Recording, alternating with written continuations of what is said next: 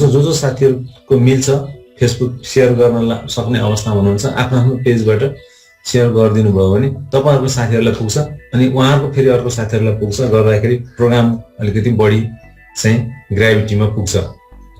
Okay ल साथीहरु आजको प्रोग्राम सुरु गर्न चाहन्छु। फेसबुक लाइभमा उपस्थित हुनुभएका तथा जुममा प्रत्यक्ष उपस्थित हुनुभएका सबै साथीहरुलाई आज लकडाउनको 15औं दिन वैशाख 31 गते को प्रोग्राममा स्वागत गर्दछु। लकडाउन कहिलेसम्म जान्छ थाहा छैन, तर हाम्रो कार्यक्रम जारी छ। लकडाउनको अवधिभरि तपाईहरुसँग कुराकानी गर्ने र लकडाउन अवधिभरि शेयर बजारका केही कुराहरु छलफल गरिदिने गर्ने, न्यूजहरु एक्सचेन्ज गर्ने, आफ्ना आफ्ना अनुभवहरु बाँडचुँड गर्ने र त्यसलाई मार्केट चलिरहेको छ मार्केटमा लगेर एप्लाई गर्ने काम भयो भने हामीलाई फाइदा नै हुन्छ होला। धेरै साथीहरुले फाइदा भइराखेको छ पनि भन्नु भएको छ।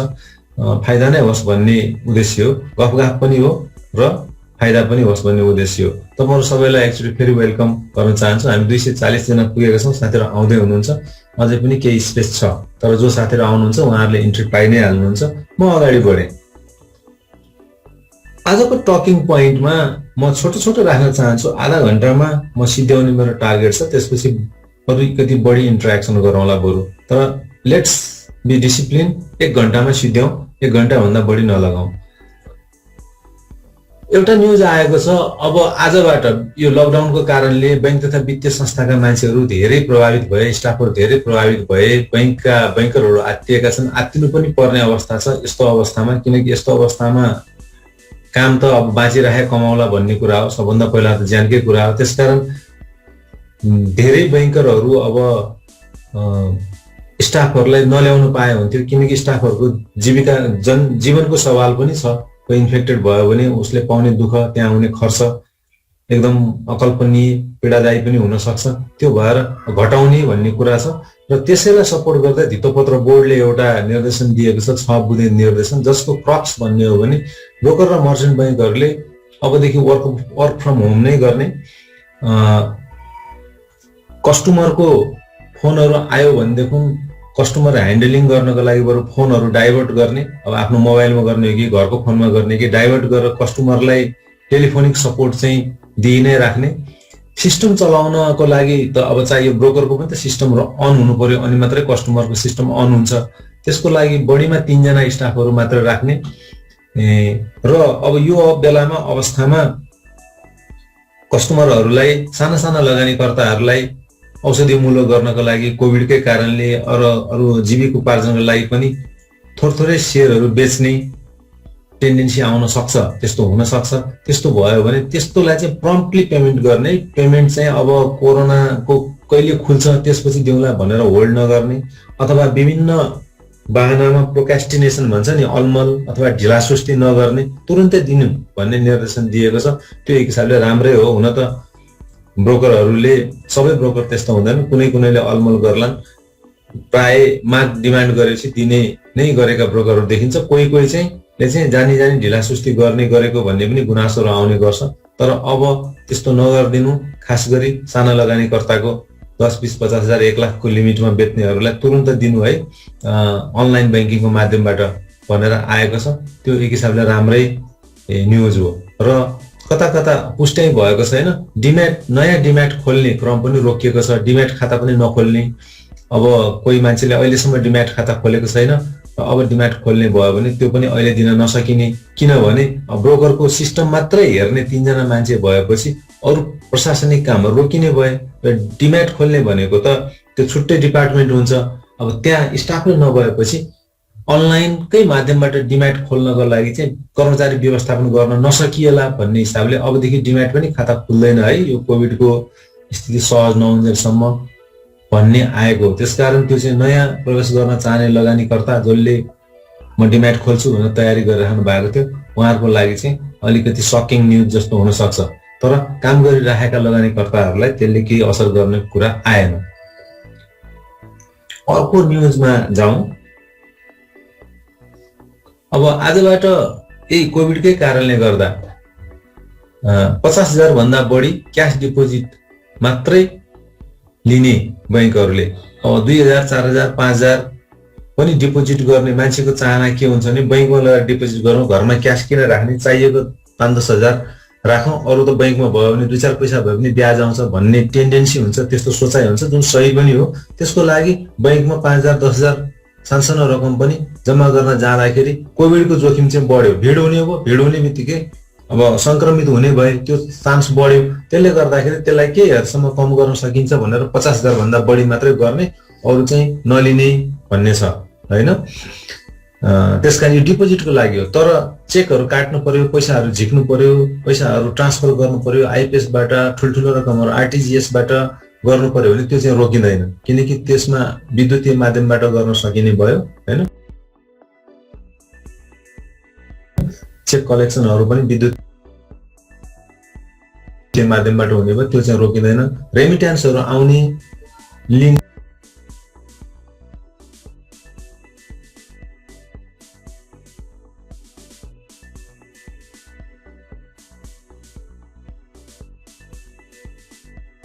अथवा पठाउने काम पनि रोकिँदैन।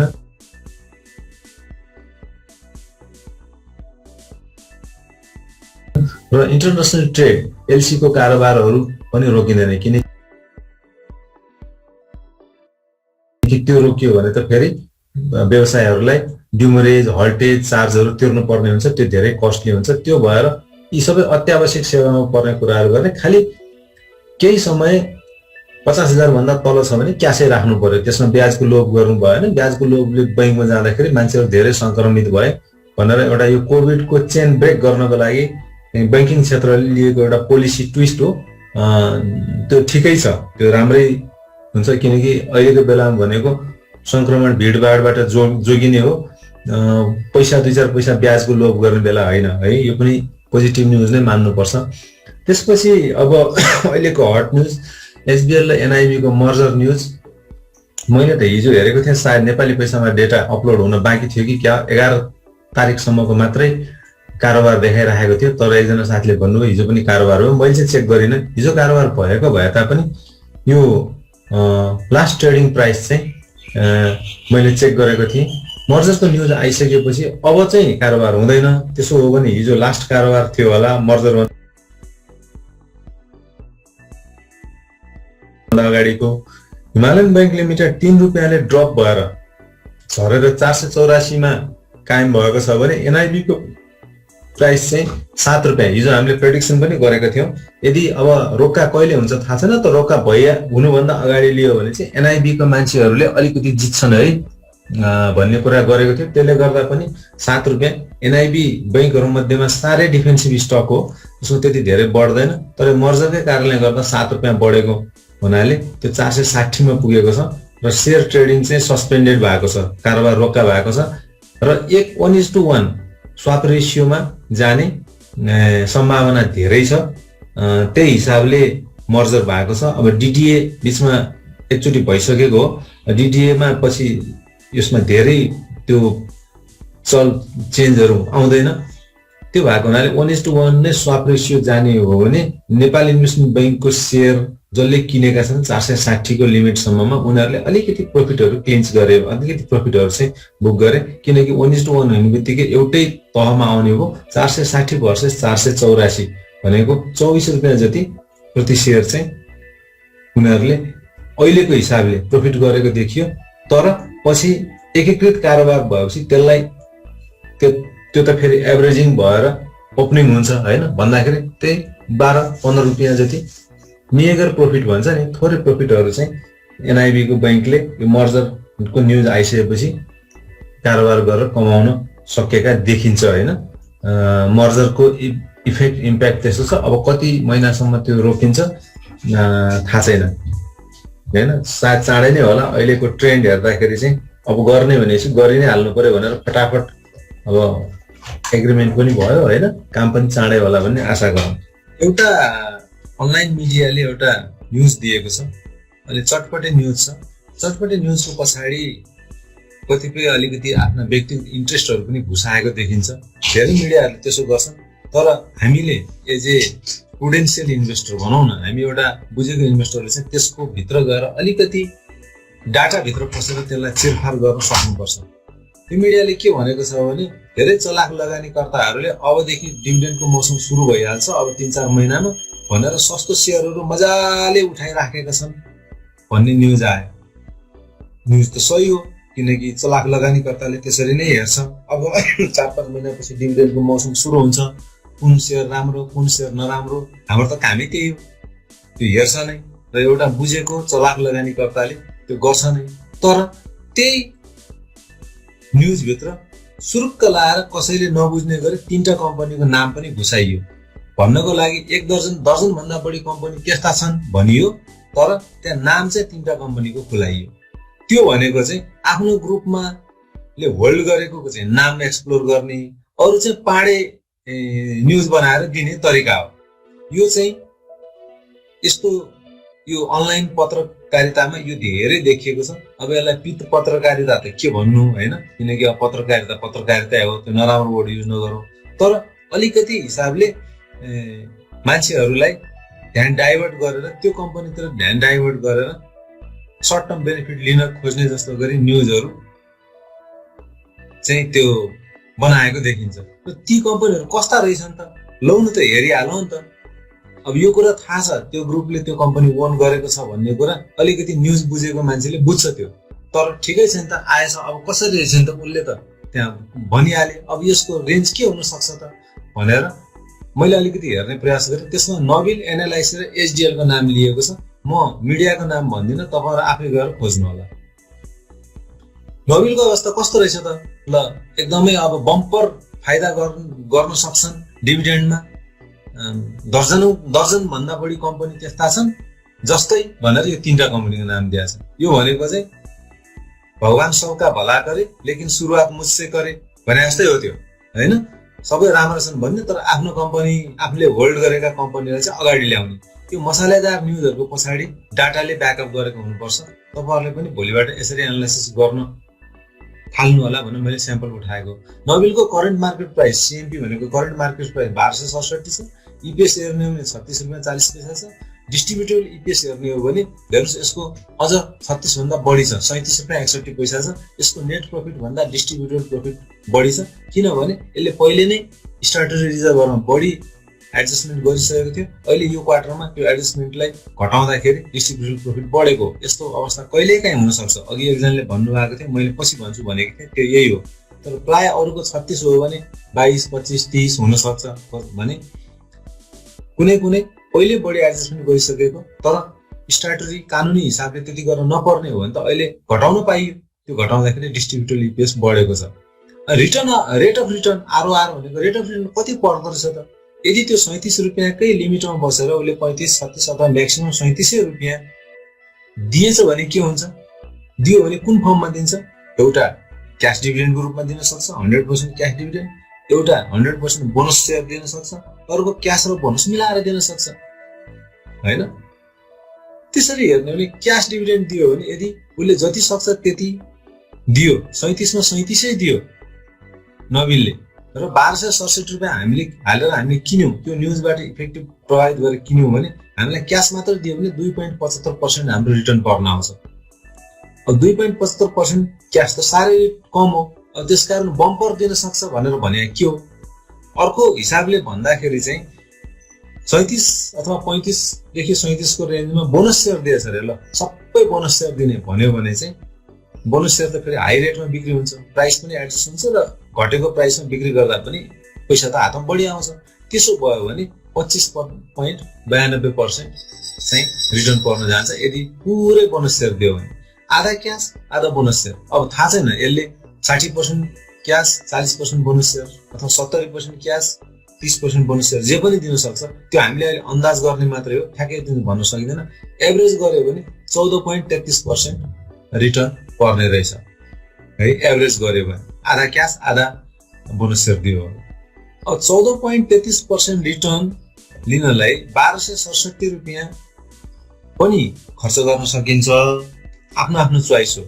अथवा 14-15% रिटर्न लिनको लागि अहिले नै डिस्ट्रिब्युटेड ईपीएस 14-15 भएका कम्पनीहरू 400-500 रुपैयाँमा पनि पाइरहेका छन् कमर्सियल बैंकले।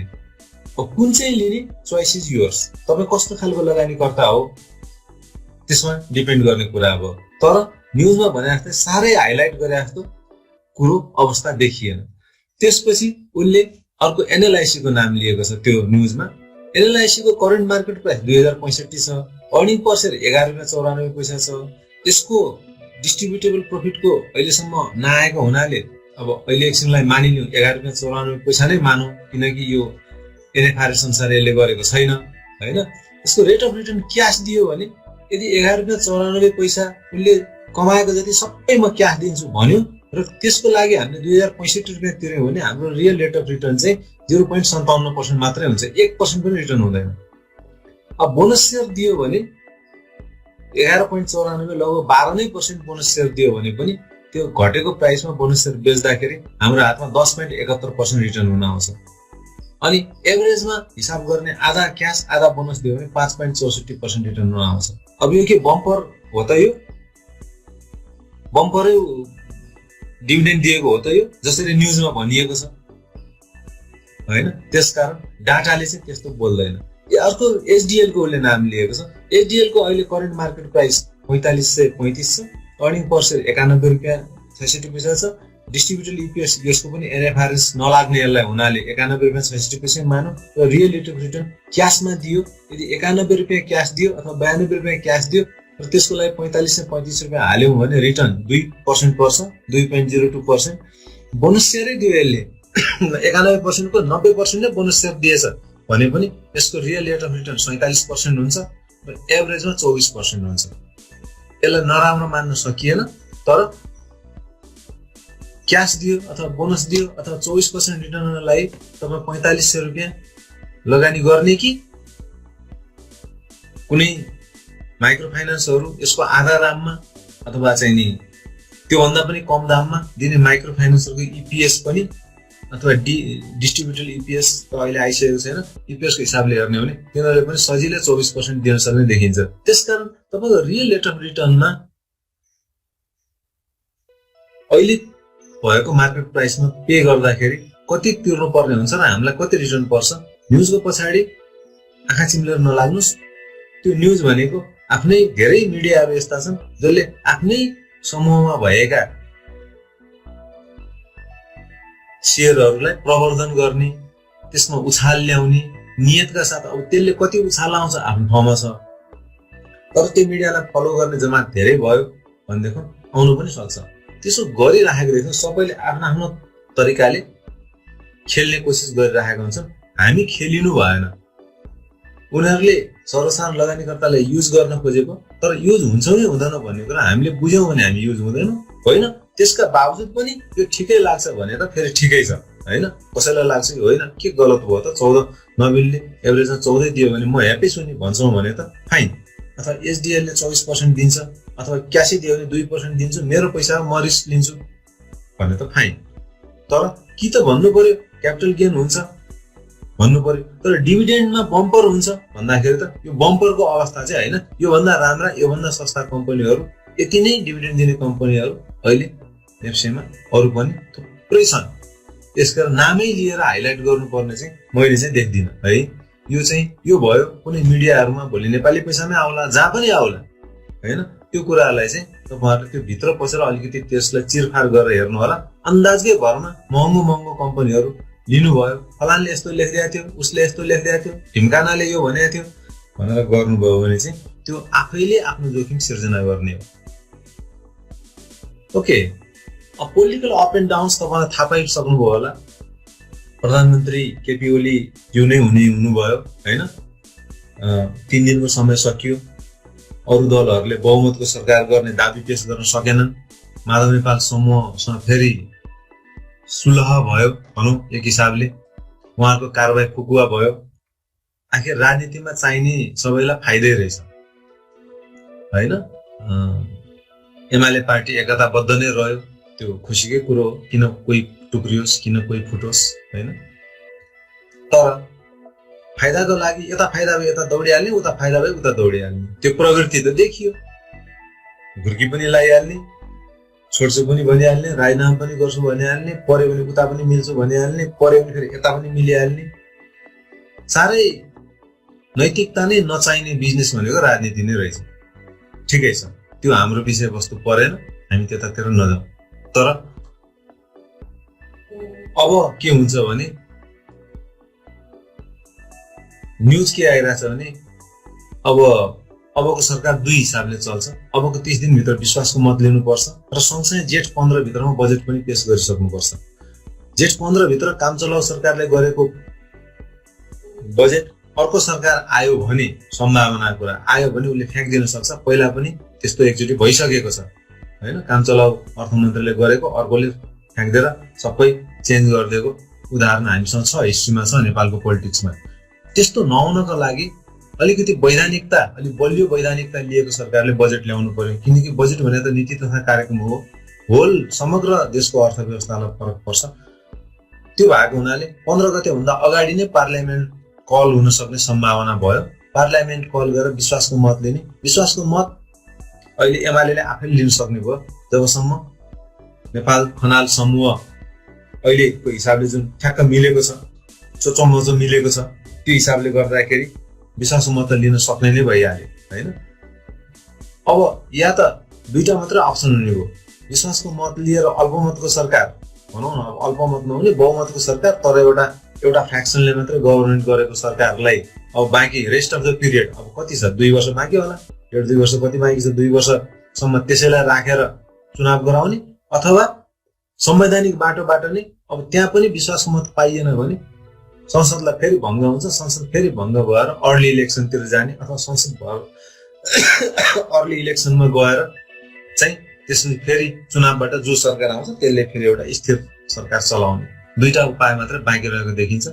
यो एउटा पोलिटिकल सिनेरियो हो। यो पोलिटिकल सिनेरियोले शेयर बजारलाई कतिको असर गर्छ त, हामीलाई कतिको असर गर्छ भनेर हेर्दै गर्दाखेरि ज्यादै नै टर्मोइल भयो।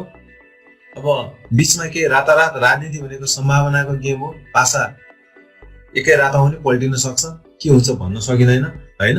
त्यो ज्यादै नै टर्बुलेन्सको अवस्था, पोलिटिकल टर्बुलेन्स जसको अवस्था आयो भनेदेखि शेयर मार्केटलाई 2-3 दिन असर गर्छ नेगेटिभली, भनौँ न 100-200 पोइन्टसम्म घट्न सक्छ, तर त्यो चाहिँ मोमेन्टम हुन्छ दुईटा कारणले। किनभने एउटा त अब नेपालको पोलिटिक्सले एकदम लङ टर्मलाई असर गर्दैन, यो महिने पछि टर्बुलेन्स आइरहन्छ, कति लङ टर्म असर गरोस्, र त्यसको सिधै अर्थ जगतसँग सरोकार पनि छैन। सरोकारै भइहाल्यो भने पनि लङ टर्ममा मात्र सरोकार हुन्छ, त्यसकारण सर्ट टर्मको मात्रै मोमेन्टम हो भन्ने कुरा अधिकांश लगानीकर्ताहरू कन्फिडेन्समा गइसकेका छन्, बुझिसकेका छन्। अर्को कुरा भनेको अहिले कोभिडको अप्ठ्यारो परिस्थितिले गर्दा सबै उद्योग व्यवसायहरू ठप्प छन्, शेयर बजारमा मान्छे धेरै आएका छन्, 38-40 लाख 39 लाख डिमान्ड खाता खुलेका छन्, सबैले केही न केही पैसा लिएर आएका छन् र त्यो पैसा त युटिलाइज हुनु पर्यो। त्यो पैसा त आखिर आउँछ शेयर मार्केटमा आएर भजिन्छ, त्यसले गर्दाखेरि पनि बाइङ प्रेसर इक्विलिब्रियममा जान्छ, यदि माथि नै नगए पनि इक्विलिब्रियममा जान्छ र भोलि गएर कुनै कारणले जस्तो ब्रोकरहरूले अपरेट गर्न सकेनन्, एकदमै अप्ठ्यारो परिस्थिति आयो कोभिडको कारणले र मार्केट बन्द भयो भने बेग्लै कुरा, तर मार्केट खुलुन्जेल अलिअलि पोइन्टले माथि जाँदै फेरि करेक्सन हुँदै प्रफिट बुक हुन्छ, फेरि माथि जाँदै करेक्सन हुँदै, या त साइड लाइन यता बिस्तारै मार्केट माथि नै बढ्छ, घट्ने चाहिँ देख्दिनँ मैले हैन। र साह्रै नै अप्ठ्यारो अवस्था आयो भने मात्रै बेग्लै कुरा, तर त्यस्तो अवस्था आउँछ जस्तो मलाई लाग्दैन। त्यसकारण थोरै धेरै एक्सपेक्ट गर्न मिल्दैन, थोरै पोइन्टले मार्केट माथि नै जान्छ अहिलेको अवस्थामा लकडाउनको अवधिभरि भन्ने मेरो अनुमान हो। मेरो अनुमान तपाईँको अनुमान फरक हुन सक्छ है। त्यसकारण शेयर मार्केटलाई यसले नटसेलमा कुरा गर्न पर्दाखेरि हामी सचेत हुनु पर्यो, आँखा खुला राख्नु पर्यो, तर आत्तिनु पर्ने जरुरत छैन पोलिटिकल मुभमेन्टहरूले गर्दाखेरि। यो चाहिँ मेरो कन्क्लुजन हो। अर्को एउटा अनलाइन मिडियाले एउटा भर्खरै हिजो हो कि अस्ति हो एउटा इन्टरभ्यू राखेको छ, तपाईँहरूले हेर्नु होला, खोजेर हेर्नु होला, म मिडियाको नाम पनि भन्दिनँ, तर उसले चाहिँ 3टा कुरामा बहस उचालेको छ। अब एक हिसाबले हेर्दा यो कम्पनीहरूको पछाडि परेर नेगेटिभली पछि लागेको जस्तो पनि देखिन्छ, तर जे भए तापनि त्यहाँ भित्र गरिएका कुराहरू चाहिँ धेरै हदसम्म चित्त बुझ्ने कुराहरू छन्। चन्द्रगिरी हिलको विषयलाई उठाएको छ, अप्पर तामाकोसीको विषयलाई उठाएको छ, र एनआइसी को अपरेसनको ट्याक्टिक्सको बारेमा उसले कुरा उठाएको छ। चन्द्रगिरी र अप्पर तामाकोसीको कुरा गर्दाखेरि धेरै नै जोखिम भइसकेको र त्यहाँ मान्छेहरू लामै फस्छन् र कतिपय अवस्थामा डुब्न सक्छन् भनेर एनालाइसिस दिएका छ केही मूर्धन्य व्यक्तिहरूको अन्तर्वार्तामा। त्यो धेरै हदसम्म फन्डामेन्टललाई बेस मानेर हेर्ने हो भने त्यो कुरा सही देखिन्छ। मेरो आफ्नो अनुमान चाहिँ अब कोही चन्द्रगिरी हिल्सको अप्परको धेरै होल्ड गरेर बस्नु भएका साथीहरू नरिसाउनु होला होइन, सबैको आफ्नो आफ्नो ब्रह्मले देखेको एनालाइसिस भन्ने हो। मैले पनि त्यो देख्छु। अब तुरुन्तै फन्डामेन्टल्ली चेन्ज गरेर कम्पनीको पर्फर्मेन्स दिनलाई 2-4 वर्ष समय लाग्छ। यो दुईटा कम्पनी पछिको लागि राम्रो हुन सक्ला, तर अहिलेको लागि तुरुन्तै 1-2 वर्षमा यसले जुन प्राइस छ त्यो प्राइसको तुलनामा चाहिँ रिटर्न दिन सक्दैन। त्यो कुरा फन्डामेन्टलको एबिसी बुझेको मान्छेले पनि भन्न सक्छ। अब एबिसी पनि नबुझेको मान्छे हल्लैमा पछाडि लाग्ने लगानीकर्ताको त कुरा नगरौँ होइन, ती बबुराहरू हुन्। अब त्यो भएको हुनाले त्यो कुरा चाहिँ सही देखिन्छ। तर अनि टेक्निकल एनालिस्टहरूको पनि ल्याएर त्यसमा ओपिनियन दिने कोसिस गरेको छ। र टेक्निकल एनालिस्टहरूको एउटै कुरा, डिमान्ड बढ्यो प्राइस बढ्यो तपाईँले किन टाउको दुख्नु पर्यो भन्ने छ। त्यो पनि त्यति धेरै जस्टिफाइड आन्सर हो जस्तो मलाई चाहिँ लागेन। टेक्निकल एनालिस्टहरूको कुरा मलाई चाहिँ खासै त्यसमा, किनकि हामी पनि टेक्निकल एनालिसिस गर्छौँ, त्यसको एउटा बेस हुन्छ। चन्द्रगिरी हिल्स जसको 10 लाख किता छ, बजारमा आउने भनेको त्यो 10 लाखबाट पनि 2-3 लाख किता आउला। त्यो 2-3 लाख कितामा पनि सबैले सधैँ बेच्दैनन्, त्यो पनि कतिपय ठुला समूहको चाहिँ हातमा होला होइन। अहिलेसम्म जति आए पनि उठाइदिने भन्ने हिसाबले कर्नरिङ गरिएको अवस्था होला। त्यसमा के डिमान्डको कुरा गर्नु? टेक्निकल एनालाइसिस त तब सक्सेस हुन्छ जब त्यसमा सफिसियन्ट भोल्युमका कुराहरू आउँछन्। अनि जहाँ टेक्निकल एनालाइसिसको टुलले लगाउन नसक्ने डेटा छ त्यहाँनिर टेक्निकल एनालाइसिसले डिमान्ड बढ्यो तपाईँले किन टाउको दुख्यो भन्ने कुरा चाहिँ त्यो पनि अलिक बिकाउ खालको, कतै बिकेर नै गरेको एनालाइसिस हो कि अथवा बायस एनालाइसिस, बिकाउ त नभनौँ, अलिकति बायस अथवा अलिकति टेक्निकल एनालाइसिसको ग्राउन्ड रुल नै नबुझेको जस्तो कुरा आए। अब भन्नको लागि तर्क त जे पनि दिन सकिन्छ, तर्क लङ्गडो तर्क कुतर्क अब के हुन्छन् होइन, तर त्यसमा त्यति धेरै सहमत हुन म चाहिँ सकिनँ। बाँकी कुरा तपाईँहरूले एकदमै त्यो हिट डिस्कसन वाला छ, चर्के गरेर दिएको अन्तर्वार्ता छ, हेर्न रमाइलो छ, हेर्नु होला। अर्को चाहिँ फेरि पनि एनआइसी एसियाको पछाडि लागेको देखिन्छ र एनआइसी एसियाको पछाडि अब एनआइसी एसियाको अपरेसनको मोडल पनि त्यस्तै छ। त्यस कारणले गर्दा स्पेस एनआइसी एसियाले नै दिएको हो। त्यहाँ के कुरा भनेको छ भने तपाईँलाई 7%मा बचत खाता खोलाइदिन्छ, 1 महिना नपुग्दै त्यो 1.5%मा झारिदिन्छ। त्यो त बल्छी लगाएको भयो। तपाईँलाई सस्तोमा लोन दिन्छु भन्छ, 1 महिना नपुग्दै फेरि 4-5% बढाएर तपाईँलाई नोटिस पठाइदिन्छ। सबैलाई चाहिँ अब अस्ति भर्खर पनि हामीले कुरा गर्यौँ, सहकारी भन्दा बढी ब्याज दर लियो। अब कुरा गर्दै जाँदाखेरि लोन चुक्ता भइसकेको ऋणीलाई पनि फेरि ब्याज दर थपियो भनेर चिठी पठायो। अब त्यसलाई मसला बनाएको छ। हुन त त्यो गर्दै जाँदा कुनै एउटा कर्मचारीबाट भुल भयो होला, लोन चुक्ता भइसकेको थियो, सिस्टममा देखिएको थिएन होला, उसले चिठी पठाइदियो, त्यो त ठुलो कुरो भएन। तर मिडिया त्यसैको पछाडि लागेको छ। त्यसकारण दुईटै डाइमेन्सनबाट हेर्नुपर्छ। कुनै कम्पनी उचाल्ने अथवा कुनै कम्पनी पछार्ने गरी न्युज ल्याउने अथवा कुनै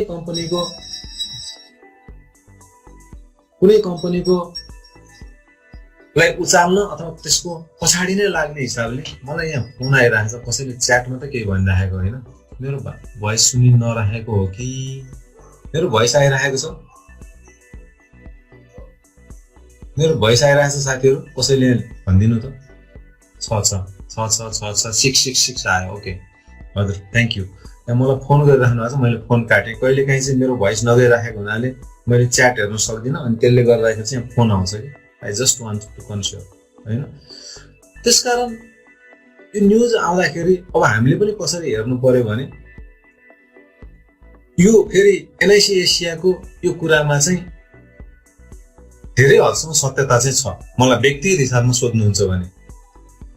तर त्यो भन्दैमा एउटा संस्था हो, हामीसँग राइट टु रिजेक्ट त छ नि त, एज ए नागरिक, as a client right to reject गर्न सक्छौँ। तर राइट टु रिजेक्ट पनि कतिपय अवस्थामा मान्छेले गर्न सक्दैन। लोन लिइसकेपछि व्यवसायमा हाल्छ, व्यवसायमा हालेपछि तुरुन्तै चेन्ज पनि गर्न सक्दैन, कि त लोन चेन्ज गरेर चुक्ता गरेर जानु पर्यो, पैसा पनि भनेको बेलामा त्यस्तो लिक्विड गर्न सकिँदैन, अनि फस्छ। त्यस्तो कामहरू धेरै भएको छ, किनकि म एनआइसी एसियाको सिनियर म्यानेजमेन्टसँग धेरै अगाडिदेखि नै मेरो साथीहरू नै हो। योभन्दा पहिलाको लक्ष्मण रिसालजी सिइओ साथी नै हुनुहुन्थ्यो, उहाँलाई ठुलो लेभलमा बिजनेसहरू पनि मैले सपोर्ट गरेको थिएँ। तर उहाँलाई त्यही प्रवृत्तिबाट आजित भएर उहाँले छोड्नुभयो र त्यो अहिले झन् मौलाउँदो अवस्थामा छ र एनआइसी एसियाले साह्रै सर्ट साइटेड भएर बिजनेस गरिराखेको छ र यस्तो हिसाबले कन्टिन्यू भयो भने मिडियाहरू यसरी पछाडि लाग्यो भने उसको अपरेसनलाई नै गाह्रो हुन्छ। यो कुरा कोही एनआइसी एसियाको साथीहरू पनि यहाँ हुनु होला, चित्त नदुखाउनु होला, तर यसरी बिजनेस गर्नु चाहिँ अलिकति इथिकल भएर गर्नुपर्छ। यसरी बिजनेस गर्दाखेरि चाहिँ लङ टर्ममा अरू कसैलाई घाटा हुँदैन, अरूलाई त अलिअलि घाटा होला, 2-4-10,000 होला, घाटा संस्थालाई नै हुन्छ है। अब यो कुरा हामीले भन्दा पनि एनआइसी एसियाको म्यानेजमेन्टले बुझ्नुपर्ने कुरा हो। ओके, न्युजहरू मैले यतिमै राखेँ। तपाईँहरूसँग अरू न्युजहरू छ भने पछि कुरा गरौँला। म प्रोग्राम सरस्वती सकाउँछु। भोलि शनिबार हो, शनिबार हाम्रो 2टा इभेन्ट हुँदैछ। एउटा चाहिँ अब भोलि हाम्रो यो न्युज एनालाइसिस हुँदैन, तर कम्पनी एनालाइसिसको प्रोग्राम हुन्छ। Company analysis on demand. तपाईँहरू भोलि अब सायद आज न्युज पनि आउँछ नेपाली पैसामा, भोलि रस पनि धेरै हुन्छ। तपाईँहरू आफ्नो कुनै कम्पनीको एनालाइसिस लिन चाहनुहुन्छ भने भोलि आउनु होला। तपाईँहरूबाट लाइभ हामी कुन कम्पनीको एनालाइसिस गर्ने फन्डामेन्टल टेक्निकल लिएर हामी गरिदिन्छौँ, तर धेरै होइन, 5-6वटा कम्पनीको मात्रै गर्छौँ। भोलि चाहिँ प्रोग्राम हुन्छ तर टपिक यो रहँदैन, कम्पनी एनालाइसिसको प्रोग्राम हुन्छ। तपाईँहरू चाहेको कम्पनी एनालाइसिस लिने, कम्पनी एनालाइसिस अन डिमान्ड। अनि भोलि नै बेलुका चाहिँ हाम्रो यो ट्रेनिङ हुँदैछ। जम्बो पेन्सन प्लान लगभग कोटा पुरा भइसकेको अवस्था छ, तैपनि तपाईँहरूले अहिलेसम्म इनरोल गर्नुभएको छैन र कोही नयाँ साथी आउनु भएको छ, इनरोल गर्न चाहनुहुन्छ भने च्याट बक्समा लेख्नु होला इन्ट्रेस्टेड फर हाइब्रिड भनेर आफ्नो मोबाइल नम्बर र आफ्नो इमेल आइडी दिनुभयो भने हाम्रो टिमको साथीहरूले कन्ट्याक्ट गर्नुहुन्छ। तर धेरै डिमान्ड आयो भने हामीले दोस्रो लटमा पनि राख्नुपर्ने हुन्छ हुनसक्छ। Let's see. भोलि बेलुकाबाट चाहिँ 6 बजेदेखि 8 बजे भन्छौँ, तर 9 बजेसम्म प्रोग्राम जान्छ। एकदमै एक्साइटिङ खालको ट्रेनिङ छ, एकदमै धेरै इन्टरेक्सन हुन्छ। त्यो मोडल बुझिसकेपछि तपाईँलाई 4 दिनसम्म तपाईँ एकदम इन्क्लाइन भएर यो ट्रेनिङ लिनुहुन्छ, हामी विश्वस्त छौँ। ती साथीहरूले चाहिँ यदि कसैले इनरोल गर्नु भएको छैन गर्नु होला। भोलि 1 घन्टा इन्टरेक्सन नै हुन्छ, 2 घन्टा प्रोग्राम हुन्छ भनेपछि 6 बजेदेखि 9 बजीसम्म टाइम बुक गरेर राख्नु होला। भोलि बेलुका यो प्रोग्राम स्टार्ट हुँदैछ। एकदमै ठुलो सङ्ख्यामा इनरोलमेन्ट भइसक्नु भएको छ साथीहरू। त्यसपछि आइतबार हाम्रो बिहान चाहिँ पेड सेसन पनि हुन्छ। त्यो चाहिँ अन डिमान्ड अनुसार होइन, तपाईँहरूले मागेको कम्पनीको एनालाइसिस होइन। आइतबारदेखि मार्केट खोल्छ, आइतबार, सोमबार, मङ्गलबार, बुधबार, बिहिबार 5 दिन, अब आउने हप्ताको 5 दिनभित्र तपाईँहरूले ट्रेड गर्न चाहनुहुन्छ र त्यो ट्रेड गर्दा तपाईँहरूको एनालाइसिस हुन्छ नै हुन्छ। हामीले गएको हप्तासम्म बजारको चाल कस्तो थियो, अब अर्को हप्ता चाल कस्तो रहला र त्यसमा कुन कम्पनीहरूको ट्रेड गर्दाखेरि किन्ने कुन, बेच्ने कुन, कस्तो टेक्निकल एनालाइसिसले के देखाइराखेको छ र अलिकति फन्डामेन्टली लङ टर्म जान चाहने साथीहरूलाई कम्पनी कुन उपयुक्त हुन्छ, त्यो हामीले फ्रेस डाटा लिएर फ्रेस डाटा एनालाइसिस गरेर तपाईँलाई दिन्छौँ। साथै म्युचुअल फन्डहरू कुन लिँदाखेरि ठिक छ, एक हप्तामा कुन म्युचुअल फन्डको पोजिसन कस्तो चेन्ज भयो, न्याबहरूमा कति चेन्ज हुने सम्भावना छ, त्यस्ता अलिकति एनालाइटिकल कुराहरू हामी भन्छौँ। यो चाहिँ पेड प्रोग्राम हो। तपाईँहरू जो ट्रेड गर्नुहुन्छ, पैसा कमाउन चाहनुहुन्छ भने यसले हेल्प गर्न सक्छ। धेरै साथीहरूले तपाईँहरूको पेड प्रोग्राम लिएपछि मैले राम्रै कमाएँ भन्नुहुन्छ, खुसी लाग्छ। तर बुलको बेला छ, अहिले कमाउन अलिक सजिलो हुन्छ अरू बेला भन्दा, तर सधैँ त्यति सजिलो हुँदैन। जब बियरको बेला आउँछ अनि ट्रेडबाट कमाउन गाह्रो हुन्छ। तर अहिलेदेखि नै हामीले नलेजको बेस, प्र्याक्टिसको बेस बनाएर राख्यौँ भने हामी बिस्तारै सिजन्ड हुँदै जान्छौँ। यो कार्यक्रम चाहिँ आइतबार पर्सि बिहान हुन्छ अनि मन्डेदेखि फ्राइडेसम्म फेरि लकडाउन नसिदिन्जेल आजको जस्तै प्रोग्राम कन्टिन्यू नै छ। सेम कोड चल्छ, सेम कोडबाट तपाईँ जोइन गर्न सक्नुहुन्छ। अब जो साथीहरूलाई टाइमको प्रेसर छ उहाँहरू जाँदा पनि हुन्छ। सेयर बजारको बेसिक प्लस ट्रेनिङ हाम्रो नेपाली पैसाको ट्रेनिङ हो, one of the most selling training हो। यो पनि यो हाम्रो 2-3 हप्ता पछाडि हुन्छ होला। त्यसपछि जसले बेसिक लिइसक्नुभयो उहाँहरूलाई फन्डामेन्टल टेक्निकल एनालाइसिस ट्रेनिङ हुन्छ। यो पनि अब आफ्टर बेसिक ट्रेनिङ हुन्छ। हाम्रो लगायत 3टा ट्रेनिङहरू हुन्छन्, बेसिक प्लस त्यसपछि फन्डामेन्टल एनालाइसिस अनि फेरि हाइब्रिड इन्भेस्टमेन्ट, फेरि बेसिक प्लस अनि फन्डामेन्टल टेक्निकल अनि फेरि हाइब्रिड, यसरी त्यो क्रमशः हुन्छ। त्यसरी गर्दाखेरि एउटा ट्रेनिङको पालो आउनको लागि 1 महिनादेखि कुर्नुपर्छ है। यो मैले भनिहालेँ। जसले तपाईँहरूले च्याट बक्समा लेख्नुभयो, नयाँ साथीहरूले इन्ट्रेस्टेड भन्नुभएको छ, भोलिबाट सुरु हुने प्रोग्राम भोलि बेलुका 6 बजेदेखि 8 बजे बेलुका है।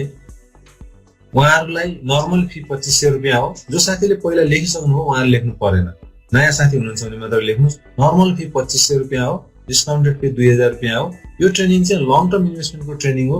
तपाईँले थोरै भन्दा थोरै जोखिम लिएर 15 वर्ष लामो समय लगानी गर्नुहुन्छ भने 1 को 10 बनाउन सक्नुहुन्छ, भनेको 1 लाखको 10 लाख बनाउन सक्नुहुन्छ।